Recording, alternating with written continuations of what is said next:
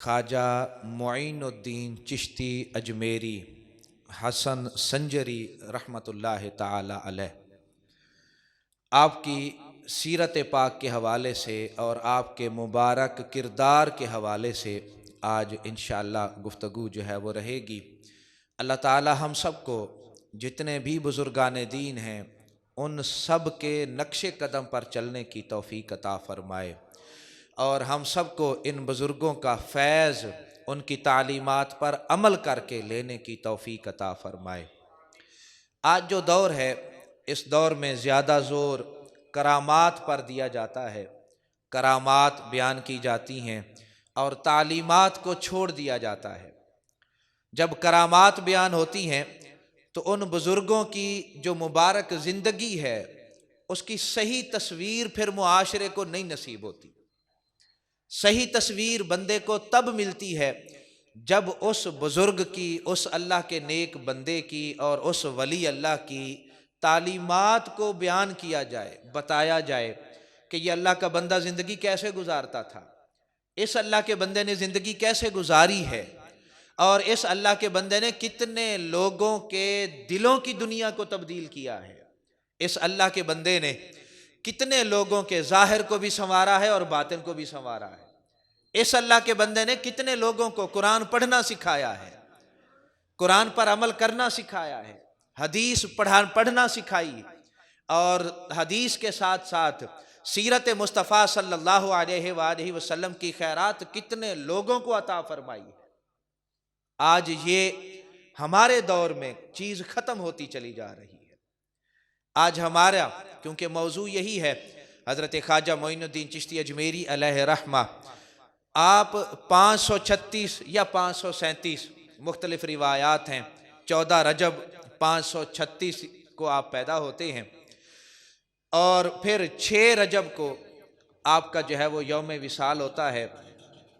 آپ کے والد صاحب کا نام سید غیاث الدین حسن تھا، والدہ صاحبہ کا نام جو ہے وہ سیدہ نور بی بی تھا۔ والد صاحب بھی اور والدہ صاحبہ بھی دونوں اپنے وقت کے بہت بڑے عبادت گزار، متقی، نیک، والدہ اپنی جگہ پر، والد اپنی جگہ پر، لیکن ساتھ ساتھ والد صاحب بہت بڑے تاجر بھی تھے اور با اثر لوگوں میں آپ کا جو ہے وہ شمار ہوتا تھا۔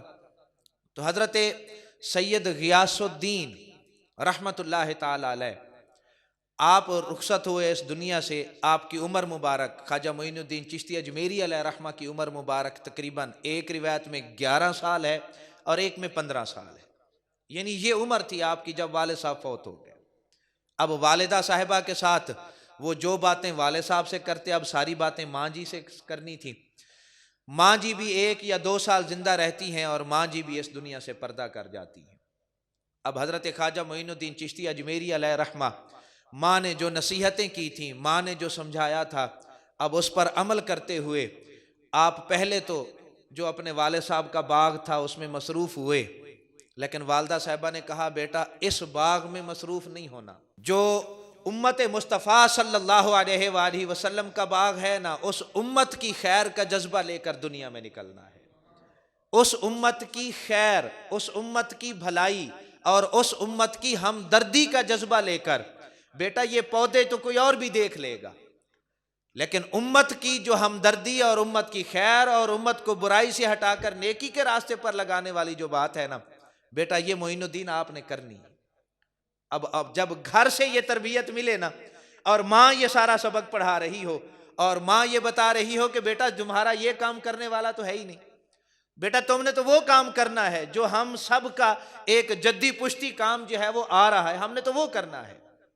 اب حضرت خواجہ معین الدین چشتی اجمیری علیہ رحمہ آپ فرماتے ہیں کہ میں نے وہ کام چھوڑا، اور ابھی یعنی ماں کے سمجھانے سے میں نے کہا ٹھیک ہے ماں جی، ماں رخصت ہو گئی۔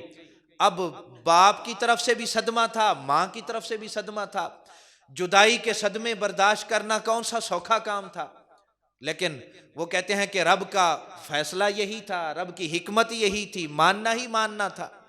رب کے فیصلے مانتے ہوئے ایک دن باغ میں بیٹھا ہوں، بڑی مغموم سی کیفیت ہے، دل بڑا دکھی ہے، دل کرتا ہے کام کروں، دل کرتا ہے نہ کروں، دنیا کو چھوڑ کے بھاگ جاؤں کہیں جنگلوں میں، بس اسی کشمکش میں ہوں۔ تو وہ کہتے ہیں میں کیا دیکھتا ہوں کہ ایک بزرگ باغ کے سامنے سے گزرے، چہرہ بڑا ہی خوبصورت تھا۔ تو جب ان کا میں نے خوبصورت چہرہ دیکھا تو میرے دل نے کہا معین الدین، جس طرح اس بزرگ کا ظاہر خوبصورت ہے نا، اس کا باطن بھی اتنا ہی خوبصورت ہوگا، تو کیوں نہ اس بزرگ سے جو ہے وہ کچھ نہ کچھ حاصل کیا جائے۔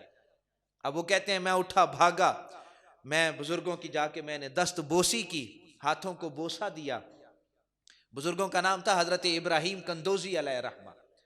اب وہ کہتے ہیں کہ جب میں نے ان کے ہاتھوں کو چوما نہ، بوسا دیا، تو وہ میری طرف سے یہ جو پیار تھا، عقیدت تھی، محبت تھی، یہ دیکھ کر وہ بڑے حیران ہوئے، بڑے متاثر ہوئے، اور مجھے کہنے لگے بیٹا کسی خاص گھرانے سے تعلق لگتا ہے تمہارا، کسی عام گھر کے فرد نہیں لگتے تم، کسی خاص گھر کے فرد لگتے ہو۔ میں نے عرض کی حضور سید زادہ ہوں۔ جب میں نے کہا نہ سید زادہ ہوں تو خاموش ہو گئے۔ مجھے کہنے لگے اچھا بیٹا آپ نے بڑی محبت کی، اللہ جزا دے، مجھے اجازت؟ میں نے کہا حضور نہیں، جانے تو نہیں دینا نا، آپ تشریف لائیں باغ میں، مبارک قدم باغ میں لگائیں، آپ کے مبارک قدم لگنے سے میرے باغ میں اور برکتیں آئیں گی، آپ تشریف لائیں نا۔ پہلے تو آپ فرماتے ہیں کہ انہوں نے ضد کی، ادھر ان کی ضد تھی، ادھر میری ضد تھی، لیکن بچہ سمجھ کر جو میری ضد تھی انہوں نے شفقت فرمائی اور وہ باغ میں تشریف لائے۔ اب باغ میں آئے تو جیسے ہی وہ باغ میں آئے، ان کی خدمت کے لیے میں دوڑنے لگا ادھر ادھر کہ خوبصورت میں ان کے لیے پھل لے کے آؤں، باغ میں سے انگور لے کے آیا، میں نے انگور پیش کیے۔ اب جب انگور پیش کیے نا تو انگور تناول فرمانے سے پہلے وہ مجھے فرمانے لگے بیٹا اتنی خدمت اور اتنا محبت اور اتنا پیار دے رہے ہو آپ مجھے۔ انہوں نے میری طرف دیکھنا شروع کیا بڑے محبت بھرے لہجے میں، اور میں نے پھر عرض کی حضور یہ آپ تناول فرمائیں۔ گھر کی تربیت دیکھیں کیسا اثر کرتی ہے، بظاہر عمر چھوٹی سی ہے لیکن وہ گھر کی جو تربیت ہے نا، کہ گھر سے تربیت یہ ملی ہے کہ بڑا جو بھی ملے اس کا ادب کرنا ہے، بڑا جہاں بھی ملے اس کا احترام کرنا ہے، بڑا جیسا بھی ہے آپ نے ہاتھ باندھ کے کھڑے ہونا ہے، بڑا جو ہے، اور بڑا اگر ہو حضرت ابراہیم کندوزی علیہ رحمہ جیسا تو پھر ان کے سامنے تو کیسے کھڑا ہونا ہے یہ صرف معین الدین ملت کو پتا ہے، حضرت خواجہ معین الدین کو ہی پتا ہے علیہ رحمہ۔ اب آپ خدمت کر رہے ہیں، خدمت کرتے کرتے انہوں نے انگور تناول فرمائے، اچانک وہ کہتے ہیں بیٹا مجھے اجازت دو، لیکن ایک بات میں تم سے بیٹا کرنا چاہتا ہوں۔ بات یہ ہے کہ یہ جتنے بھی تمہارے باغ میں پودے ہیں نا بڑے خوبصورت ہیں، یہ دیکھو یہ پودا خوبصورت ہے، یہ خوبصورت، یہ سارے خوبصورت ہیں، لیکن بیٹا ان کی خوبصورتی فنا ہو جانے والی ہے، یہ باغ تمہارا فنا ہو جانے والا ہے، یہ تمہارا باغ رہنے والا نہیں ہے۔ میں آج تمہیں اس باغ کی، جو ماں نے بھی کہا تھا، آج میں تمہیں اس باغ کی رکھوالی کا درس دے کے جا رہا ہوں، جس باغ کی رکھوالی اگر تم کر پاؤ نا تو پھر جو ہے وہ تمہارا ظاہر نہیں، تمہارا باطن نہیں، تمہارے اس امت مصطفیٰ کے باغ کی رکھوالی میں نہ جانے کتنے جو ہے وہ ایسے ہوں گے جن کے ظاہر اور باطن سے تمہاری صرف اس تعلیم کی خوشبو جو ہے یہ ان لوگوں کے ظاہر اور باطن کو بھی خوبصورت بنا دے گی، ان کو مہکا دے گی اگر تم اس راستے پر چل پڑو تو۔ اب وہ کہنے لگے حضور آپ حکم فرمائیں۔ اب آپ نے تو پیش کیے تھے انگور، دل میں محبت ہے دنیا کی، دل میں پیار ہے دنیا کا، ماں نے کہا بھی بیٹا چھوڑ دو یہ سارا کچھ، یہ ہمارا کام ہی نہیں ہے، چھوڑ دو ان کو۔ اب دل میں جو ہے وہ جو دنیا کا پیار، دنیا کی محبت، وہ باغ کی محبت، وہ یہ ساری چیزیں دل میں ہیں، لیکن حضرت ابراہیم کندوزی علیہ رحمہ آپ نے اپنی جیب میں ہاتھ ڈالا اور جیب سے ایک خشک روٹی کا ٹکڑا، پتہ نہیں کتنے دنوں کا خشک تھا، وہ آپ نے نکالا، اور نکال کر آپ نے کہا کہ بیٹا اس طرح کرو، یہ اپنے منہ میں رکھ لو، یہ اپنے منہ میں رکھ لو۔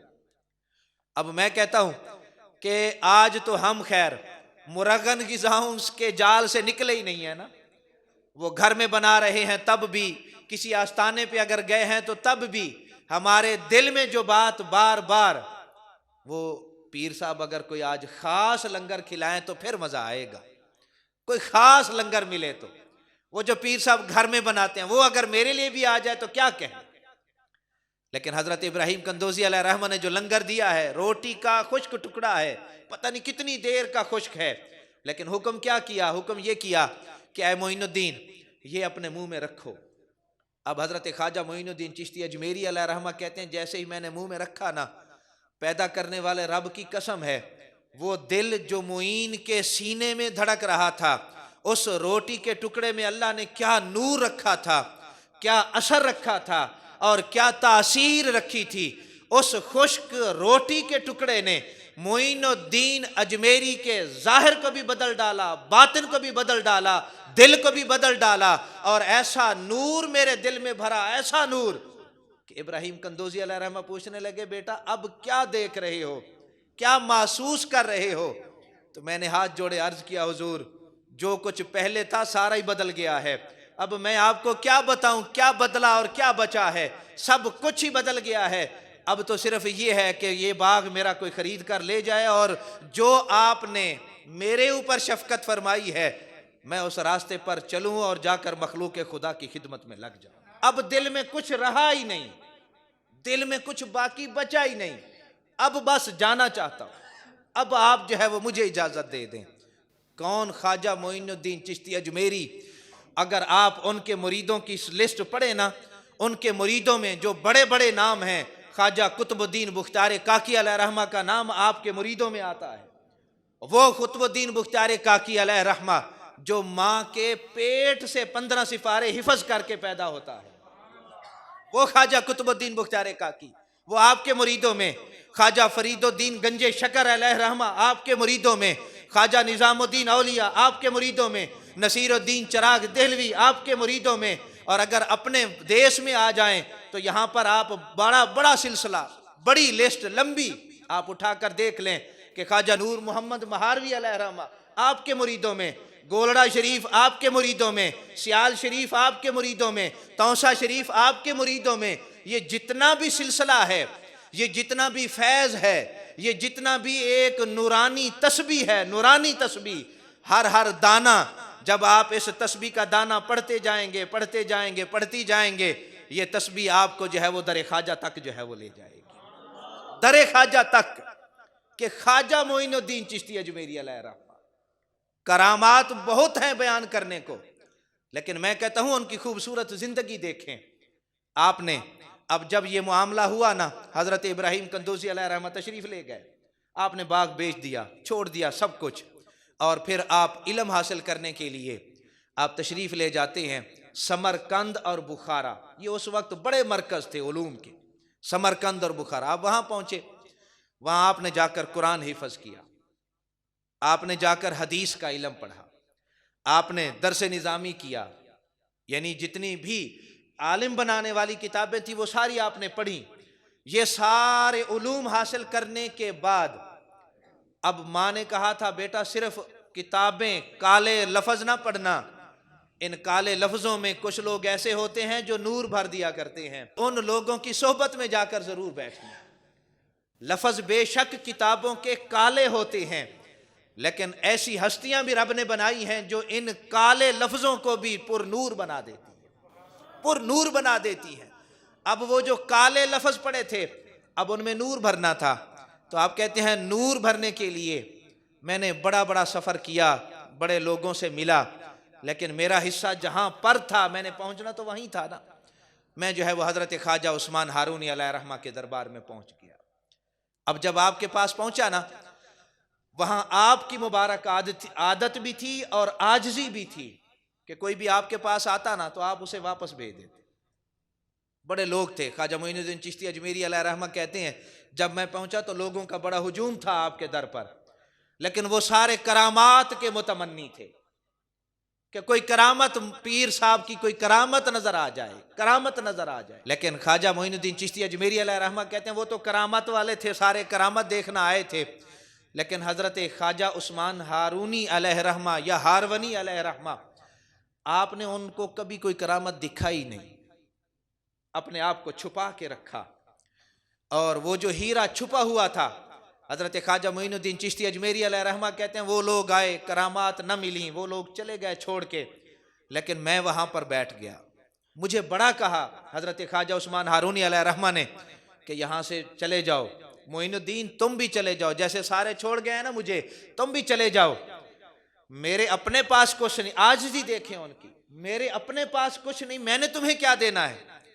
لیکن حضرت خواجہ معین الدین چشتی اجمیری علیہ رحمہ آپ کہتے ہیں میں نے بزرگوں سے ہاتھ جوڑے اور ہاتھ جوڑ کر عرض کرنے لگا حضور بڑا سفر کیا ہے، کبھی میں کدے سے گزرا، کبھی ہم گزرے حرم سے، تیرے پاس آتے آتے بڑے پیچ و خم سے گزرے، حضور پتہ نہیں کتنی تکلیفیں برداشت کر کے آیا ہوں، یہ سفر دیکھے میرا، اور صرف اس لیے آیا ہوں کہ آپ کے در کا نوکر بننا چاہتا ہوں، بس اور کوئی میرا مطالبہ ہی نہیں، تمنا ہی نہیں، آرزو ہی نہیں، آپ کے در کا نوکر بننا چاہتا ہوں.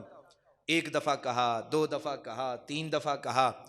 ایک دن وہ کہتے ہیں خواجہ عثمان ہارونی علیہ رحمہ آئے تو میں اٹھا اور میں نے ہاتھ جوڑ کر رونے لگ پڑا. جیسے ہی انہوں نے مجھے روتا دیکھا نا، انہوں نے مجھے اپنے سینے سے لگا لی. بس سینے سے لگانے کی دیر تھی، وہ جو سینے میں جو کچھ بھی تھا خواجہ عثمان ہارونی علیہ رحمہ آپ فرمایا کرتے تھے کہ رب نے جو کچھ میرے سینے میں ڈالا تھا نا، وہ سارا کا سارا اٹھا کر میں نے خواجہ معین الدین چشتی اجمیری کے سینے میں ڈال دیا.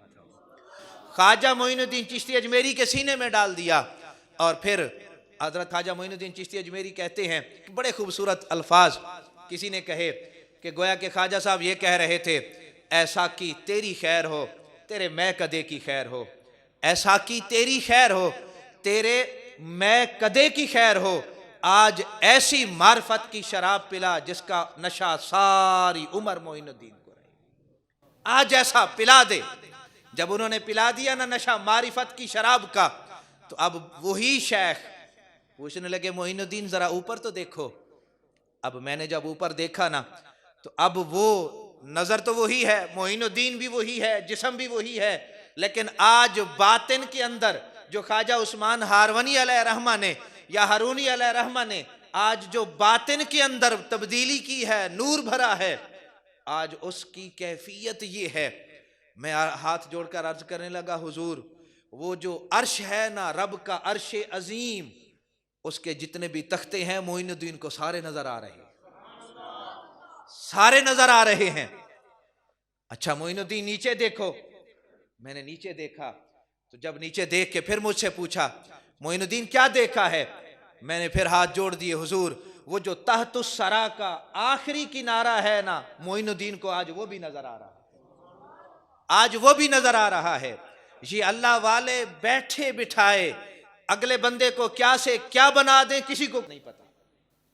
یہ اللہ والے ہوں، اللہ والے ہوس کے زر کے غلام نہ ہوں، ہوس کے قیدی نہ ہوں. حضرت معروف کرخی علیہ رحمہ آپ کہتے ہیں کہ میں بیٹھا ہوا تھا، مریدین تھے، نماز کا وقت ہوا.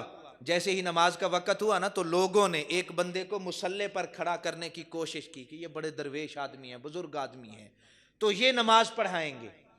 اب میں نے کہا ٹھیک ہے، لیکن وہ کسی اور دنیا کا مسافر تھا. حضرت معروف کرخی علیہ رحمہ کہتے ہیں ہم کسی اور دنیا کے رہنے والے لوگ تھے. اب جب اس کو مصلی پر کھڑا کرنے کی وہ کوشش کر رہے تھے نا، وہ کہنے لگے کہ مجھے مصلی پر کھڑا نہ کرو، میں مر جاؤں گا، میں مر جاؤں گا، مجھے مصلی پہ کھڑا نہ کرو، میں مر جاؤں گا. اب ایک بات انہوں نے یہ کی، جب وہ لوگوں نے پھر ضد کی نا تو وہ کہنے لگا مجھے مصلی پہ کھڑا نہ کرو، مجھے مصلی پہ کھڑا نہ کرو، میری نماز مکمل نہیں ہوگی مجھ سے. اور حضرت معروف کرخی علیہ رحمہ کہتے ہیں جب اس نے دوسری یہ بات کی نا، میں نے لوگوں سے کہا اس کو پیچھے ہٹا دو، اس کو پیچھے ہٹا دو. تم کہتے ہو یہ اللہ والا ہے، یہ کیسا اللہ والا ہے جو نماز کی حالت میں موت آ جائے اس سے ڈر رہا ہے؟ او بھائی اس موت کے کیا کہنے جو نماز کی حالت میں آئے. ادھر بندہ سر سجدے میں رکھے موت آ جائے، کیا کہنے اس موت کے، اور یہ کہتا ہے کہ نہ مجھے مصلی پہ کھڑا نہ کرو، میں مر جاؤں گا. یہ اللہ والا نہیں ہے، یہ زر کا غلام ہے، یہ اپنے نفس کا غلام ہے، اس کو پیچھے ہٹاؤ. حضرت معروف کرخی وہ جو بزرگ ہوا کرتے تھے وہ ظاہر کو کم اور باطن کو زیادہ پڑھا کرتے تھے، باطن کو زیادہ جانا کرتے تھے. اور حضرت معروف کرخی نے اس کو پیچھے ہٹایا اور آپ نے فرمایا فلاں تو بے نماز پڑھا. تو یہ وہ لوگ تھے. حضرت معین الدین اجمیری علیہ رحمہ آپ کہتے ہیں کہ میرا وہ جو باطن تھا نا، وہ حضرت عثمان ہارونی نے ایسا بدلا کہ اب عرش بھی دیکھ رہا ہوں، تحت الثری بھی دیکھ رہا ہوں. اور پھر آپ نے آگے جو شفقت فرمائی نا، آپ نے میرا ہاتھ پکڑا، اور ہاتھ پکڑ کر آپ فرمانے لگے اوپر دیکھو. میں اوپر دیکھنے لگا. حضرت خواجہ عثمان ہارونی علیہ رحمہ آپ نے رب کی بارگاہ میں دعا کے لیے ہاتھ اٹھائے. اے پروردگار، آج تک جو کچھ بھی کیا ہے تجھے سارا پتا ہے. جو کچھ بھی کیا ہے، میری عبادتیں، میری ریاضتیں، میرا جو کچھ بھی ہے وہ سارا کچھ تیرے علم میں ہے. آج تیری بارگاہ میں یہ معین الدین پیش کر رہا ہوں. اس معین الدین کو اپنی بارگاہ میں قبول فرما لے.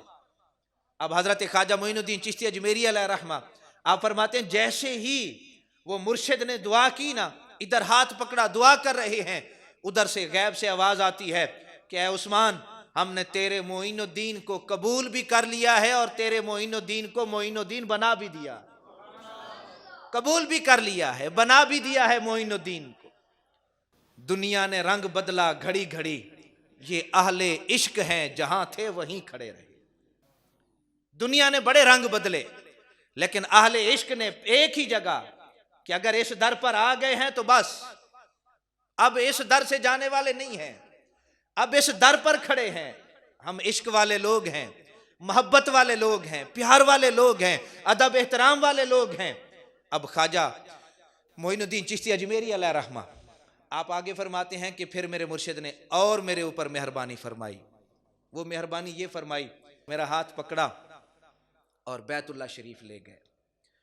جب بیت اللہ شریف پہنچے نا، وہاں سے جب ہم مناسک سے عبادت سے فارغ ہوئے تو پھر جو ہے وہ بیت اللہ کے سامنے کھڑے ہو کر میرے مرشد نے پھر میرا ہاتھ پکڑا اور میرا ہاتھ پکڑ کر پھر رب کی بارگاہ میں دعا کے لیے ہاتھ اٹھائے کہ اے پروردگار، تیرا معین الدین تیرے گھر میں حاضر ہے، اپنے معین الدین کو قبول فرما.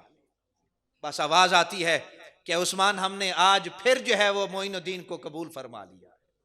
وہاں سے پھر جو ہے وہ مرشد ہاتھ پکڑتے ہیں اور دربار رسالت مآب صلی اللہ علیہ وآلہ وسلم میں لے جاتے ہیں اور وہاں پر لے جا کر اپنا حکم فرماتے ہیں کہ معین الدین سلام پیش کرو. اب میں نے سلام پیش کیا، عرض کیا الصلاۃ والسلام علیک یا رسول اللہ، الصلاۃ والسلام علیک یا حبیب اللہ. حضرت خواجہ معین الدین چشتی اجمیری کہتے ہیں ادھر سے میں سلام پڑھ رہا ہوں اور ادھر سے مجھے سلام کا جواب جو ہے وہ مل رہا ہے. ادھر میں سلام پڑھ رہا ہوں، ادھر دربار رسالت سے مجھے سلام کا جواب بھی مل رہا ہے، اور ایسا جواب مل رہا ہے. میں نے کہا الصلاۃ والسلام علیک یا سلطان الانبیاء، میں نے ادھر سے یہ کہا، ادھر سے جواب آیا وعلیک السلام یا سلطان الاولیاء. میں نے کہا سلطان الانبیاء، انہوں نے کہا سلطان الاولیاء. ادھر سلام پڑھے جا رہا ہوں، ادھر سے جواب آ رہا ہے، اور آخر میں پھر اس در سے جو معین الدین کو خیرات ملتی ہے وہ یہ ہے کہ معین الدین، اب تمہارے سارے اسباق مکمل ہو گئے، اب تمہاری تیاری پوری ہو گئی. اب اس طرح کرو کہ اب تم جو ہے وہ فلاں علاقے میں چلے جاؤ اور جا کر وہاں پر جو ہے وہ دین کی تبلیغ میں مصروف ہو. یہ خواجہ معین الدین چشتی اجمیری علیہ رحمہ آپ کہتے ہیں 70 سال تک میری زندگی کا یہ معمول رہا. ایک قرآن میں دن کو پڑھا کرتا تھا اور ایک قرآن میں رات کو پڑھا کرتا تھا. 70 سال تک. یہ کہنا بڑا سوکھا ہے کہ میں قرآن پڑھنا کون سا مشکل ہے. پابندی بڑی اوکھی ہے، استقامت بڑی اوکھی ہے. استقامت. آج ذرا گھر والوں کی ڈیوٹی لگاؤ کہ بھئی رات کو سوتے ہوئے نا زیادہ نہیں، 1 رکوع روزانہ پڑھ کے سونا ہے، بس 1 رکوع، سپارہ نہیں، قرآن نہیں، 1 رکوع روزانہ پڑھ کے سونا ہے. اور ہفتے بعد مجھے بتانا کہ پورے ہفتے میں کتنی پابندی کے ساتھ پڑھا. نہیں پڑھا جاتا، نہیں پڑھا جاتا. آج باپ کہے تو صحیح نا بیٹے کو کہ بیٹا یہ روزانہ 1 رکوع قرآن کا پڑھ کر سونا. بیٹا کہے گا ابا 3 گھنٹے کی فلم دیکھ لوں گا لیکن 1 رکوع قرآن نہیں پڑھوں گا. فلم دیکھ لوں گا، 2 گھنٹے فیس بک کو ایسے ایسے کر لوں گا، 3 گھنٹے موبائل پر لگا رہوں گا، لیکن قرآن کا 1 سپارہ ابا مشکل ہے، نہیں پڑھا جاتا مجھ سے. بیٹی بھی کہہ رہی ہے، بیٹا بھی کہہ رہا ہے، گھر والے بھی کہہ رہے ہیں. لیکن میں کہتا ہوں قربان نہ جائیں پھر اس ہستی پر کہ جو کہہ رہے ہیں 70 سال تک میں نے 1 قرآن دن کو مکمل کیا ہے اور 1 قرآن میں نے رات کو مکمل کیا ہے. اور ساتھ آپ پتہ کیا فرماتے ہیں؟ آپ فرماتے ہیں کہ 70 سال تک میں نے اپنے آپ کو بے وضو نہیں ہونے دیا۔ حضور ارشاد فرماتے ہیں کہ جو بندہ رات کو وضو کر کے سوئے نا، اگر اسے اسی حالت میں موت آ جائے تو رب اسے شہیدوں کے درجے عطا فرماتا ہے۔ ایک رات جو وضو کر کے سوئے، آپ فرما رہے ہیں 70 سال تک میں نے اپنے آپ کو بے وضو نہیں ہونے دیا، تبھی جو ضرورت تھی، کبھی اگر وضو ٹوٹا بھی تو فوراً میں نے وضو کیا ہے، فوراً وضو کیا ہے۔ وضو کی بڑی برکتیں ہیں، اللہ کرے کہ ہم بھی باوضو رہنے والے بن جائیں۔ باوضو جب بندہ رہتا ہے تو زندگی پاک ہوتی ہے، سوچ پاک ہوتی ہے، فکر پاک رہتی ہے جب بندہ باوضو رہتا ہے۔ اور کوشش ہم سب کریں کہ ہم اپنے آپ کو باوضو رکھیں۔ اور پھر حضرت خواجہ معین الدین چشتی اجمیری علیہ رحمہ تبلیغ دین میں مصروف ہو گئے، تبلیغ دین میں مصروف ہوئے، قرآن پڑھا رہے ہیں، حدیث پڑھا رہے ہیں، دین کا علم پڑھا رہے ہیں۔ اور آپ کی زندگی کا جو خوبصورت ایک خاصہ تھا وہ یہ تھا کہ لنگر بہت پکاتے تھے، لنگر کھلا، چشتی لنگر جو تھا وہ کھلا لنگر تھا، اور اس میں کسی کے لیے تخصیص کوئی نہیں، جو بھی آ رہا ہے، خادم آ رہے ہیں، محبت کرنے والے آ رہے ہیں، عقیدت مند آ رہے ہیں، وہ سارے کے سارے اس لنگر کا نور ضرور حاصل کر کے جا رہے ہیں۔ لنگر کا جو نور تھا، آپ سے کسی نے پوچھا حضور آپ کی نظر میں مرید صادق کون ہوتا ہے؟ آج ہم بھی، ظاہر ہے ہمارا کہیں نہ کہیں تعلق ہے، ہم کہیں نہ کہیں ہم بھی مرید ہیں۔ جب ہم کہیں نہ کہیں مرید ہیں، آپ سے پوچھا گیا مرید صادق، حضور آپ کی نظر میں مرید صادق کون ہے؟ آپ نے فرمایا میری نظر میں مرید صادق وہ ہے جس کے نامہ اعمال میں 20 سال تک کوئی گناہ نہ لکھا جائے۔ کتنے سال؟ 20 سال تک کوئی گناہ نہ لکھا جائے، وہ بندہ مرید صادق ہے۔ اللہ کرے کہ یہ صدق ہمیں نصیب ہو، ہماری زندگی کا تو کوئی لمحہ جو ہے وہ کسی بھی برائی سے، کبھی کسی کی غیبت کر لیں گے، جھوٹ بول لیں گے، کسی کا حق کھا لیں گے، اور معاذ اللہ بڑے بڑے کاموں میں مصروف کر لیں گے، لیکن کیا ہے؟ مرید صادق وہ ہے جو 20 سال تک جس کے نامہ اعمال میں کوئی برائی نہ لکھی جائے۔ یہ ہے خواجہ معین الدین چشتی اجمیری علیہ رحمہ۔ آپ سے جب کسی نے پھر پوچھا نا حضور جب مرید کا یہ حال ہے تو پھر آپ کی نظر میں پیر کا مقام کیا ہے؟ آپ کی نظر میں پیر کسے کہتے ہیں؟ آپ نے فرمایا بڑی بڑی خصوصیات لکھی گئی ہیں، علماء نے لکھی ہیں، لیکن میں صرف اتنا کہتا ہوں، جو پیر ہو نا پیر، سب سے پہلی شرط اس کے لیے یہ ہے کہ اس کا عقیدہ صحیح سلامت ہو، صحیح العقیدہ بندہ ہو وہ پیر بنے۔ اس کے بعد پھر آپ نے فرمایا صحیح العقیدہ ہونے کے ساتھ ساتھ دوسری شرط یہ ہے کہ وہ عالم ہو، جاہل نہ ہو۔ علم و باج کرے فقیری، کافر مرے دیوانہ ہو۔ علم کے بغیر کون سی فقیری ہے؟ علم کے بغیر کون سی درویشی ہے؟ یعنی جو علم کے بغیر دعویٰ کرے کہ میں تو پہنچ گیا پتہ نہیں کہاں تک، آپ نے فرمایا پیر کے لیے ضروری ہے کہ وہ عالم ہو، وہ جاہل نہ ہو۔ تیسرا آپ نے فرمایا کہ پیر کے لیے ضروری ہے جس طرح زمین عاجز ہے پیر بھی عاجز ہو۔ زمین پڑی ہے نا، اس کے اوپر آپ جو مرضی ادھر قلعہ ٹھوکیں ادھر ٹھوکیں، جو مرضی کریں، زمین کسی کو کچھ کہتی ہے؟ کچھ عاجز۔ کہ ایک پیر کے لیے ضروری ہے کہ معاشرے والے اسے جو مرضی کہیں، بری باتیں کریں، معاشرے والے اس کی غیبتیں کریں، اس کے منہ پر آ کر برا بھلا کہیں، لیکن اس کے لیے پیر کے لیے ضروری ہے کہ وہ کبھی کسی کی بری بات کا برا نہ مانے اور جواب نہ دے۔ دوسرا آپ نے ارشاد فرمایا کہ پیر کے لیے ضروری ہے جس طرح دریا سخی ہے پیر بھی ایسے سخی ہونا چاہیے۔ دریا سخی ہے، اب آپ نے مثال دریا کی دی، کیوں؟ اس لیے کہ جو دریا کا پانی ہے جو مرضی بھر کے لے جائے، دریا روکتا ہے کسی کو؟ جو مرضی آ کر اس سے پانی لے جائے، جہاں جتنا مرضی لے جائے۔ آپ نے فرمایا کہ جو پیر ہے اس کے لیے ضروری ہے کہ وہ سخی بھی ہو، جو مرضی آئے لنگر کھائے، جتنا دل کرے کھائے، اور جیسے بھی وہ آ کر بیٹھے زندگی گزارے، لیکن پیر برا نہ مانے، پیر کے اپنا ماتھے پر تیوری نہ آئے۔ تیسری چیز آپ نے ارشاد فرمایا کہ اس کے ساتھ ساتھ پیر کے لیے ضروری ہے کہ اس کی زندگی سورج کی طرح ہونی چاہیے، سورج کی طرح۔ سورج جب نکلتا ہے روشنی دینے کے لیے، کیا پہلے گھر والوں کو بتاتا ہے کہ میں آ رہا ہوں روشنی دینے کے لیے؟ نہیں۔ آپ نے ارشاد فرمایا جس طرح سورج کی روشنی، سورج جو ہے وہ نکلتا ہے تو روشنی سب کو ملتی ہے، تو جو اللہ کا فقیر ہو، اللہ کا ولی ہو، جو پیر ہو، اس کے لیے یہ ضروری ہے کہ اس کی زندگی میں بھی نور ایسے ہو۔ یہ نہیں کہ غریب آیا ہے تو اس کے لیے قانون اور بنا دیا، امیر آیا تو اس کے لیے قانون اور بنا دیا۔ غریب کے لیے قانون بھی اور ہے، لنگر بھی اور ہے، اور امیر آدمی کے لیے قانون بھی اور ہے، لنگر بھی اور ہے۔ ایسی پیری فقیری نہیں۔ خواجہ معین الدین چشتی اجمیری علیہ رحمہ کہتے ہیں وہ زندگی ایسے گزارنے والا ہو کہ جس طرح سورج کا نور ہر کسی کو بغیر کسی تفریق کے برابر مل رہا ہے، جو بندہ بھی اس پیر کے در پر آ جائے سب کے لیے فیض جو ہے وہ یکساں ہی ہونا چاہیے، سب کے لیے فیض برابر ہونا چاہیے۔ ہاں، خدمت کے بدلے فیض جلدی مل جاتا ہے۔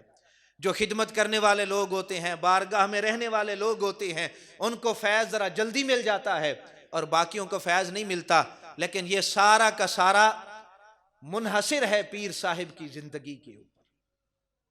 خواجہ معین الدین چشتی اجمیری علیہ رحمہ، یہ خوبصورت زندگی ہے آپ کی۔ کرامات سے ہٹ کر آپ کی سیرت کو پڑھیں ذرا، آپ کے کردار کو دیکھیں ذرا، آپ نے زندگی کیسے گزاری ہے۔ کسی نے ہمیں سنا دیا خواجہ کا لڈو، کسی نے ہمیں سنا دیا خواجہ کی دیگ، کسی نے ہمیں سنا دیا خواجہ کی فلاں کرامت، خواجہ کی فلاں کرامت۔ میں کہتا ہوں کرامات کے ہم منکر نہیں ہیں، کرامات ضروری ہیں۔ اگر خواجہ کے لڈو کی جگہ پر یہ سنایا جاتا کہ خواجہ صاحب نے قرآن اتنا پڑھا ہے اور قرآن سے اتنا پیار کیا ہے اور قرآن کا درس جو ہے وہ اتنے سال دیا ہے، تو میں کہتا ہوں اس لڈو سے یہ زیادہ بہتر نہیں تھا۔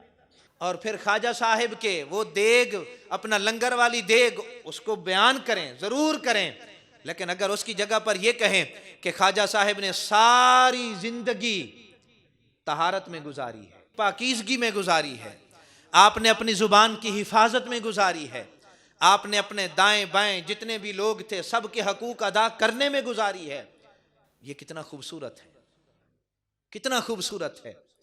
یہ اللہ والے ہمیشہ محبتوں کے سوداگر ہوتے ہیں۔ یہ اللہ والے جو ہیں یہ ہمیشہ محبتوں کے سوداگر ہوتے ہیں، خود محبتیں خریدتے بھی ہیں اور محبتیں آگے تقسیم بھی کرتے ہیں، اور پھر ان کا سینہ اتنا وسیع، اتنا کھلا اور اتنا کشادہ ہوتا ہے کہ وہ اس کوئی بھی آیا ہے اس کو قبول کرتے ہیں۔ ایک دن پہلے بھی کہا تھا کہ یہ اللہ والے وہ ہوتے ہیں جو ایک دوسرے کے ساتھ بڑی محبت کرنے والے ہوتے ہیں، بڑا پیار کرنے والے ہوتے ہیں، عزت دینے والے ہوتے ہیں۔ اور جس ہستی کا ذکر آج ہم کر رہے ہیں، یہ ہستی تو وہ ہے جنہوں نے معاشرے کو عزت دینا سکھایا ہے، کہ اگر کوئی غیر مسلم بھی در پر آیا ہے تو آپ نے اس کو بھی عزت کے ساتھ بٹھایا ہے، عزت کے ساتھ کھلایا ہے، عزت کے ساتھ پلایا ہے۔ خواجہ معین الدین چشتی اجمیری علیہ رحمہ، انہوں نے ہمیں یہ ساری باتیں جو ہے وہ سکھائی ہیں۔ امام شافعی علیہ رحمہ آپ کہتے ہیں کہ میں نے ایک دن قاصد بھیجا حضرت امام احمد بن حنبل کے پاس، آپس میں کتنے ان کے سینے کشادہ ہوتے ہیں ذرا دیکھیے گا۔ اب حضرت امام شافعی علیہ رحمہ کہتے ہیں قاصد بھیجا، میں نے کہا جاؤ جا کر کہو حضرت امام احمد بن حنبل سے تمہاری زندگی میں ایک کڑا وقت آنے والا ہے، اس مشکل وقت میں صبر کرنا، اللہ تمہیں عزتیں بھی دے گا اور سرخرو بھی فرمائے گا۔ حضرت امام شافعی علیہ رحمہ آپ کہتے ہیں میرا قاصد وہاں پہنچا، میرے قاصد نے جہاں وہاں پر جا کر بتایا، جب میرے قاصد نے بتایا نا کہ امام شافعی نے بھیجا ہے، امام شافعی نے، حضرت امام احمد بن حنبل کھڑے ہو گئے اپنی مسند سے، اٹھ کھڑے ہوئے اور اٹھ کھڑے ہو کر اس قاصد کے ہاتھوں کو بوسہ دے رہے۔ اللہ والوں کی ذرا عظمت کا اندازہ لگائیں، اس قاصد کے ہاتھوں کو امام احمد بن حنبل وقت کا امام بوسے دے رہا ہے، کس لیے کہ یہ قاصد جو ہے وہ امام شافعی کا قاصد ہے، امام شافعی نے اس کو بھیجا ہے۔ اب اس قاصد کے ہاتھوں کو بوسہ دینے کے بعد جب رخصت کرنے لگے نا، تو آپ نے کیا کیا کہ اپنا جو جوڑا تھا نا، جو آپ زیب تن فرمایا کرتے تھے، وہ آپ نے دیا اور کہا کہ یہ شافعی کو جا کر میری طرف سے تحفہ دے دے۔ اب وہ قاصد واپس آیا، جب واپس آیا نا اور واپس آ کر وہ جو جوڑا تھا آ کر پیش کیا کہ یہ امام احمد بن حنبل نے آپ کو پیش کیا ہے، یہ تحفے کے طور پر قبول کریں۔ انہوں نے صرف اتنا پوچھا، مجھے اتنا بتاؤ اس جوڑے کے نیچے امام صاحب نے کچھ اور پہنا تھا، یہ جوڑا صرف خالی جوڑا ہی تھا؟ یعنی امام احمد بن حنبل کے جسم سے یہ جوڑا مس ہوا ہے یا اس کے نیچے کوئی اور کپڑا بھی تھا؟ تو وہ قاصد کہنے لگا حضرت کوئی کپڑا نہیں تھا، یہ جوڑا ہی تھا۔ آپ نے اس جوڑے کو بوسے دینا شروع کر دیا، اس جوڑے کو بوسے دینا شروع کر، چومنا شروع کر دیا کہ یہ احمد بن حنبل کا جوڑا ہے۔ آج پہلے بھی ایک دن کہا تھا، آج ہم اگر ایک دوسرے کو اس طرح عزت دینا شروع ہو جائیں نا، رب کی عزت کی قسم ہے ہمارا معاشرہ جنت نظیر معاشرہ بن جائے۔ ہم سارے اولیاء کو ماننے والے ہیں، بزرگوں کو ماننے والے ہیں، لیکن بزرگوں کی تعلیمات کو کون مانے گا، کون عمل کرے گا اگر ہم نہیں کریں گے؟ تو ایک گھر میں رہنے والے دو بھائی ہی آپس میں نہیں بولتے، ایک گھر میں رہنے والے دو بھائی، سگے بھائی، خونی رشتہ، روحانی رشتے کی بات نہیں کر رہا، خونی رشتہ، ایک دوسرے کو دیکھنا گوارا ہی نہیں کرتے، بولنا پسند نہیں کرتے، وہ اس کے لیے کانٹے بچھا رہا ہے، وہ اس کے لیے کانٹے بچھا رہا ہے۔ اولیاء اللہ کو ماننے والوں، یہ زندگی کا کوئی طریقہ نہیں، یہ کوئی طریقہ نہیں ہے۔ زندگی اگر گزارنی ہے تو پھر اس طریقے سے گزارو۔ انہوں نے قاصد بھیجا ہے، وہ قاصد کے ہاتھ چوم رہے ہیں، انہوں نے جوڑا بھیجا ہے، وہ جوڑے کو چوم رہے ہیں۔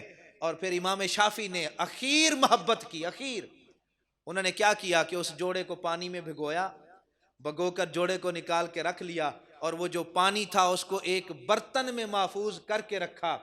وہ قاصد کہتا ہے رب کی عزت کی قسم ہے جب بھی کوئی بیمار آیا امام شافعی کے پاس، آپ نے کوئی دم درود نہیں کیا، وہ جو جوڑے سے لگا ہوا پانی تھا نا، وہ پانی اٹھاتے اس مریض کو پلاتے، رب اس پانی کی برکت سے شفا عطا فرما دیتا، شفا عطا فرما دیتا تھا۔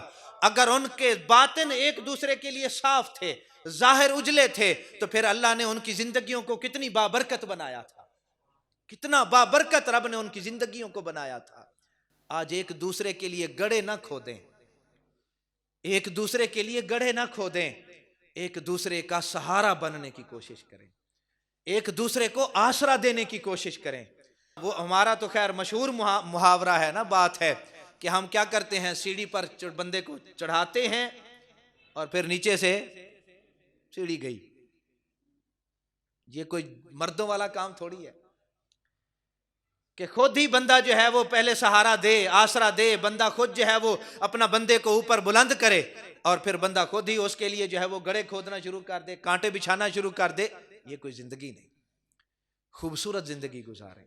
ہم جس نبی صلی اللہ علیہ وآلہ وسلم کے ماننے والے ہیں، انہوں نے ساری زندگی کتنی خوبصورت گزاری ہے، کتنی سونی گزاری ہے۔ اور پھر جن اولیاء کے ہم ماننے والے ہیں، ہر ولی اللہ خوبصورت زندگی گزار کے گیا ہے، خوبصورت زندگی گزار کے۔ جب وہ خوبصورتی ہم بھی اپنی زندگیوں میں لائیں گے نا، پھر ہمارے گھروں میں بھی سکون ہوگا، ہمارے محلے میں بھی سکون ہوگا، ہماری برادری اور ہمارے خاندانوں میں بھی سکون ہوگا، جب ہم وہ حسن اپنی زندگیوں کے اندر جو ہے وہ لے کر آ جائیں گے۔ اللہ تعالی ہم سب کو بس توفیق عمل عطا فرمائے اور تعلیمات معین الدین چشتی اجمیری علیہ رحمہ پر عمل کرنے کی توفیق عطا فرمائے۔